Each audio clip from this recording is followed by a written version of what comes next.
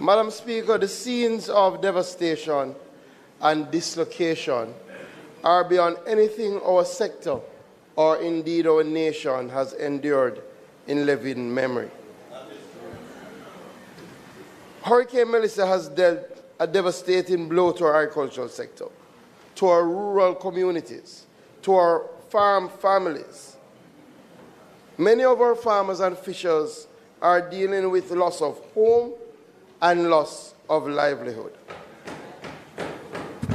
Their farms have been flattened, boats and marine gear ravaged. Still, the spirit of the Jamaican people reigns supreme. As the saying goes, Madam Speaker, from there is life, there is hope. The indomitable spirit of our farmers and fishers gives me hope that even amid the destruction, they are reassuring us that they are determined to rebuild their lives and keep food on our nation's table. It's against this backdrop that I rise to share the devastating impact of Hurricane Melissa and outline our strategic approach to rebuilding the sectors. On Tuesday, the 28th of October, Hurricane Melissa made landfall on Jamaica's southwestern coast as a Category 5 system with sustained winds in excess of 260 kilometers per hour.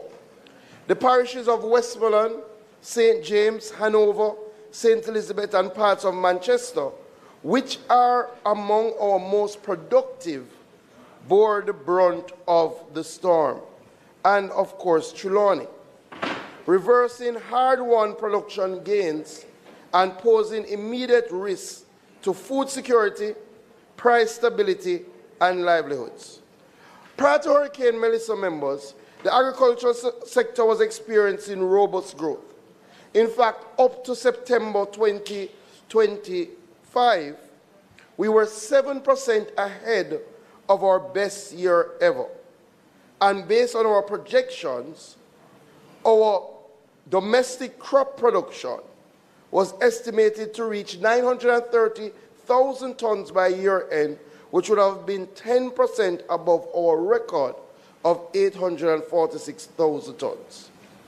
Such growth represented significant progress towards our national food security goals and our rural development targets. However, regrettably, the hurricane's impact threatens to undo these gains, with serious implications for the wider economy.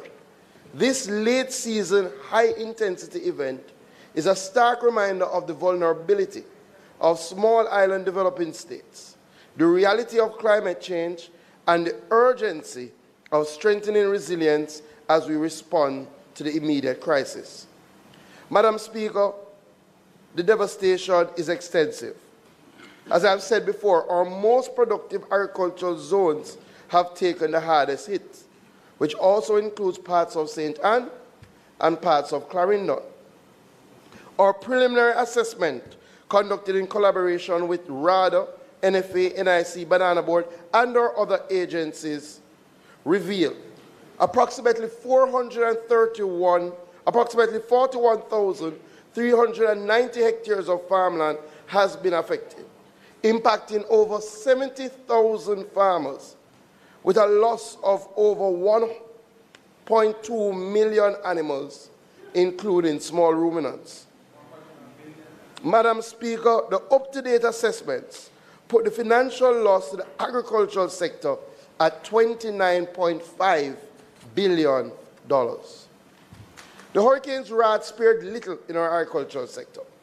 In relation to domestic crops, we lost about 32,400 hectares of our vegetable lines, amounting to an estimated $8 billion in loss, affecting 47,500 farmers. The crops that were most significantly impacted include sweet pepper, tomato, lettuce, cabbage, carrot, and vine crops like melon and cantaloupe also suffered a significant blow. Our banana and plantain crops, covering 2,450 hectares, have losses estimated at $2.9 billion, impacting 2,760 farmers. In fact, almost all our commercial banana and plantain crop has been negatively impacted. Fruit trees covering 1,870 hectares have damages estimated at $337 million, affecting 4,500 farmers. Unfortunately, our yam farmers were not spared Hurricane Melissa's blow. Tuber crops, yams, cassava, covering 4,670 hectares, have lost it estimated at $4.5 billion, impacting 6,120 farmers. Almost 70% of our yam crop for this year has been lost. Coffee has sustained a 40% damage to trees with a 40 to 45% loss of production at an estimated value of $800 million. In relation to livestock, our poultry sector was severely hit. We lost 458,000 layer birds, which is about 50%, a little bit more than 50% of our laying flock. We lost 780,000 broilers, amounting to about $2 billion in damage. To put into perspective, Madam Speaker, for Hurricane Beryl, in total, we lost about 300,000 birds. In this instance, we've lost over 1 million birds from Hurricane Melissa. We have reports of 3,560 small ruminants, 5,600 pigs, 2,850 cattle, combined losses of $3.1 billion. Our apiculture sector that sometimes is not spoken about a lot, but is critical to the agricultural ecosystem because of the roles of bees in our ecosystem, lost about 2,000 bee colonies, amounting to $74.5 million in damage. 38 greenhouses covering 56,000 square feet, about 337 kilometers of farm roads have been damaged, 217,1800 square feet of farm buildings, and the ministry itself, Madam Speaker. Places like Mount Pelion, Hounslow suffered tremendous infrastructural damage. Our export center at the Montego Bay Airport suffered tremendous infrastructural damage. In total, our ministry and agencies suffered infrastructure damage amounting to $1.5 billion.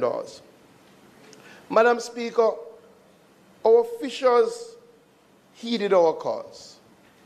To be honest, when I moved around before Hurricane Melissa, a number of them very early, from the Thursday or the Friday, had brought in their vessels, brought in their boats to distances, Madam Speaker, that would reasonably have them secure.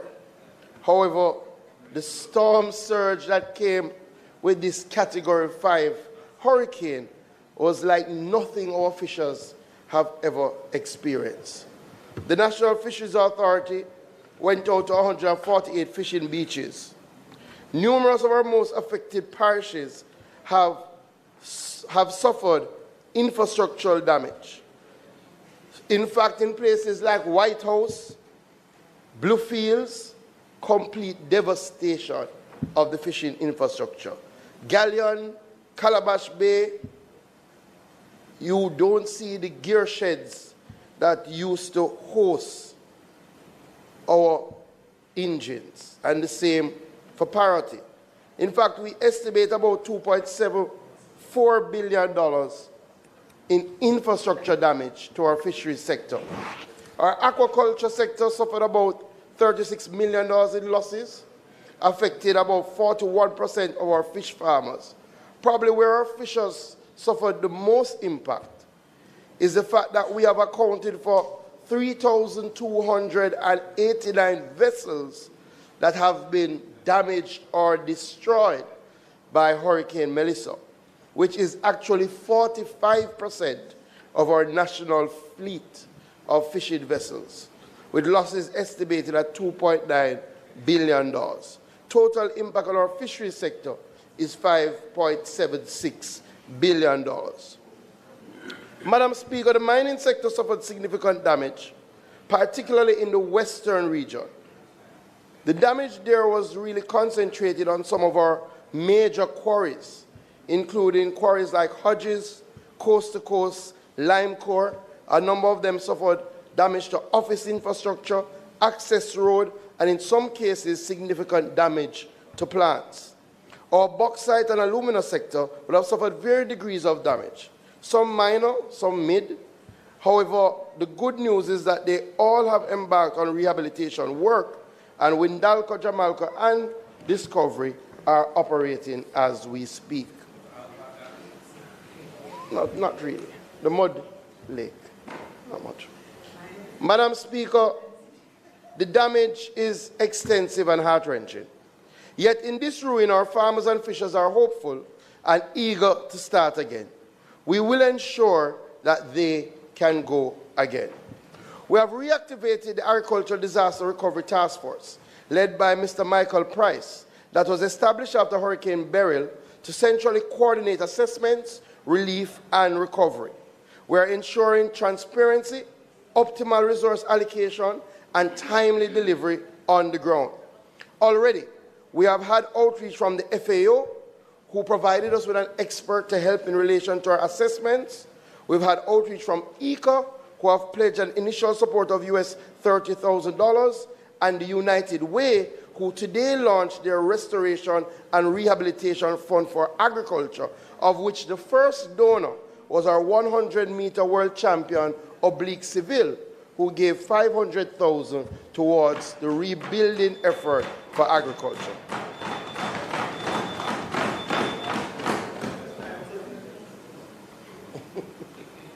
Just ask.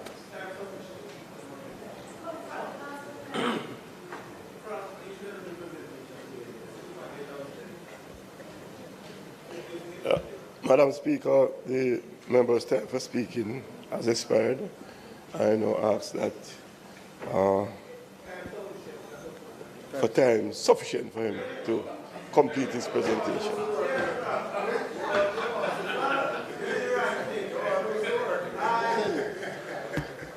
Members, the question is that the Minister be allowed 15 minutes to complete his presentation. Those in favour? Aye. Those against? The ayes have it. Thank you, Madam Speaker. Madam Speaker, the recovery will take an all-hands-on-deck approach, and the recovery starts now. An immediate allocation of $450 million from the remaining production incentive program is being redirected to emergency recovery, including replanting, restocking, and land preparation. This is part of a larger $3 billion plan, the full details of which I will outline in subsequent updates. This week, we will start the distribution of $40 million worth of seeds through our RADA network across various production zones. Additionally, another $80 million has been allocated for emergency procurement. The figure is split between $50 million for seeds and $30 million for agrochemicals. This is part of our immediate response. Madam Speaker and members, in an attempt to remove the barriers to production and to rapidly expand the acres under production, the RADA tractor service will provide free land preparation for the next 6 months. Additionally, Madam Speaker, all seeds and planting material available through our Bodles and RADA nurseries will be free for the next 3 months.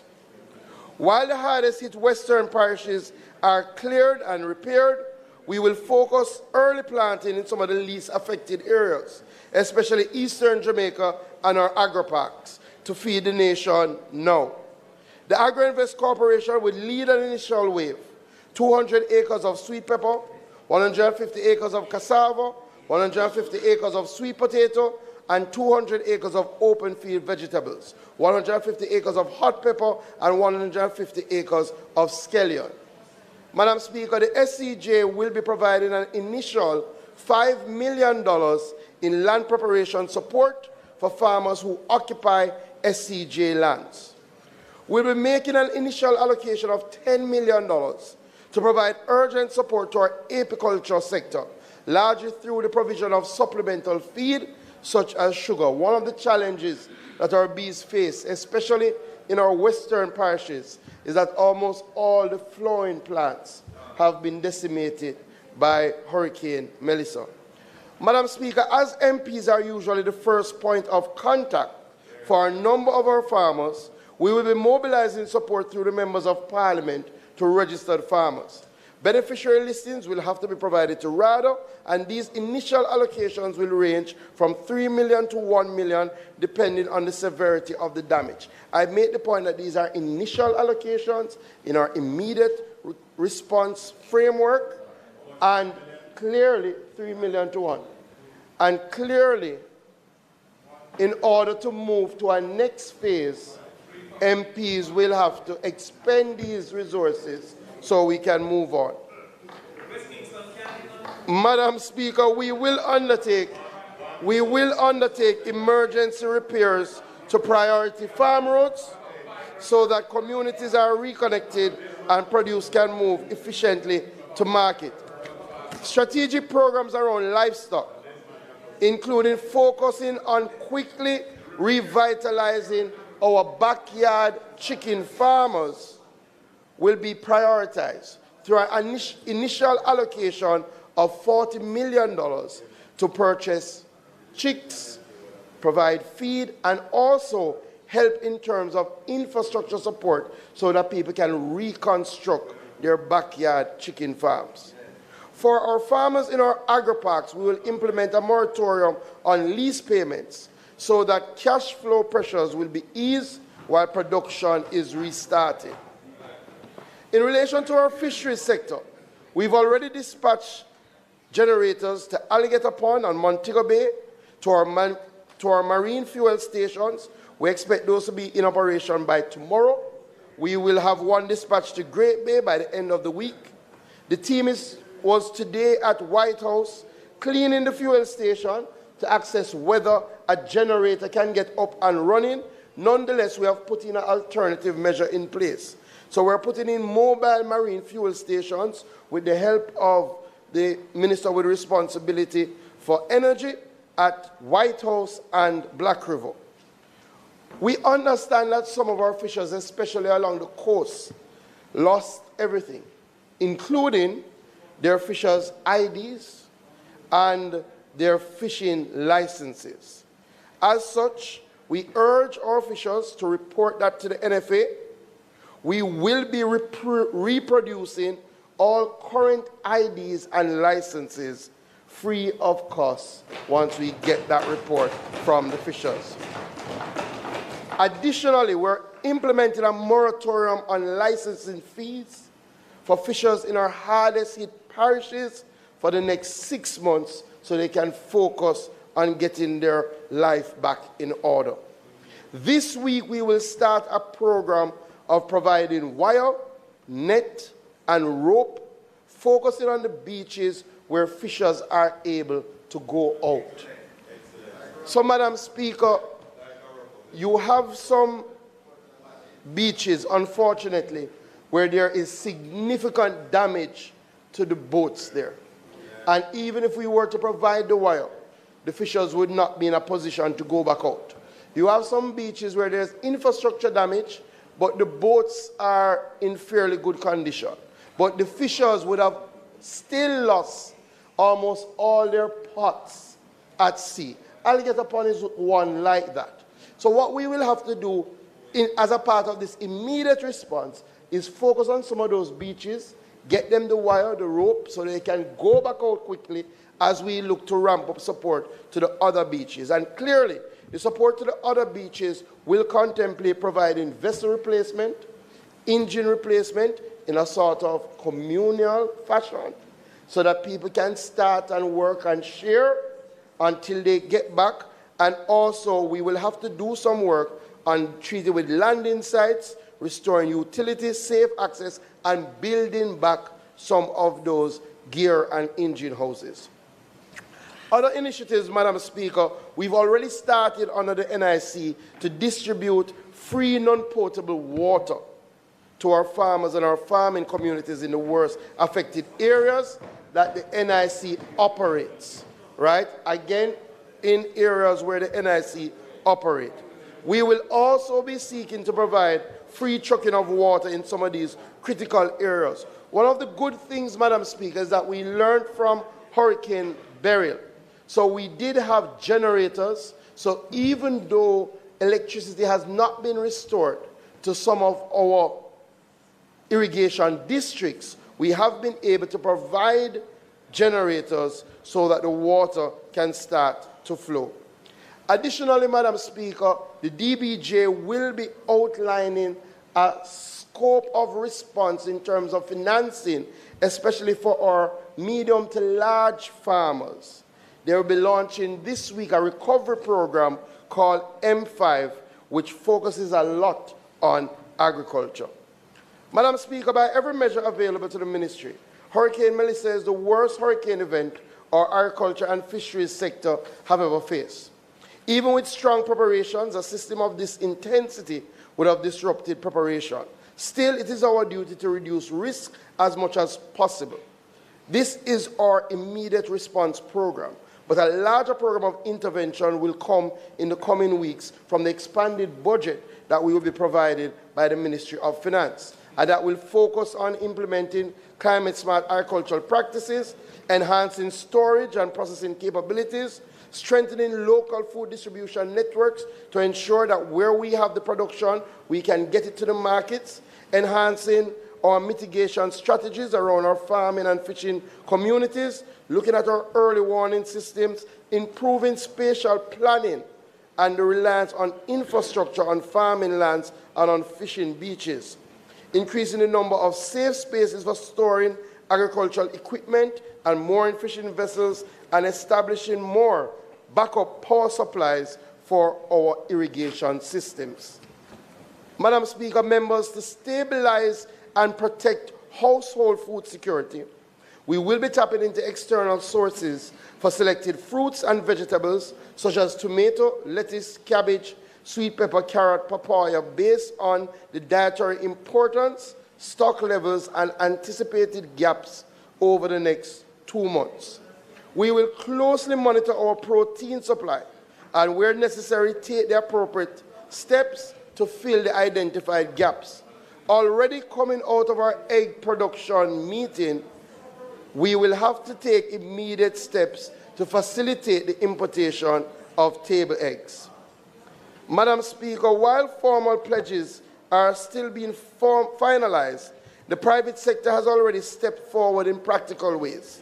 Companies have assisted in clearing roads, removing debris, and distributing care packages to our farming communities.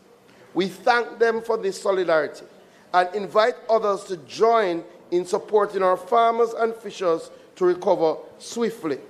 I also, Madam Speaker, want to acknowledge the commitment of our mining partners, who, a number of them, had their equipment out on the road working with the NWA to help clear some of those hard-to-clear corridors. Companies like Lidford, Hodges were out there. Jamalco, in fact, provided diesel fuel for some of the operators in areas where it was hard to get fuel, and we want to thank them. Madam Speaker, our sectors are bent but not broken. Though struck hard, we will rise again. The young farmer in Beacon, St. Elizabeth, will reap his vegetables again. The yam farmer in Wakefield, Trelawney, who has devoted his life to feed this nation, will sow and reap his yams again. The fisherman in White House, Westmoreland, will return to sea to provide for his family again. I say this not in hope, but in a firm resolve, knowing that the spirit of the Jamaica farmer and fisher is indomitable. So to the farmers who feed us and the fishers who know the sea, we must acknowledge the deep, painful frustration of having your livelihood, the work of your hands and heart, taken away in a single day. The scope of the loss is immense, and we will not pretend otherwise. But this devastation does not define who we are. The strength of this community has never been in physical property, like the gear, the nets, or the irrigation kits. The strength of this community resides in the skill, the persistence, and the deep-seated pride of the people who do this essential work. You are the foundation of our ability to sustain ourselves. The resource, your knowledge, Hurricane Melissa could never touch. We choose to move forward, not with despair, but with purpose.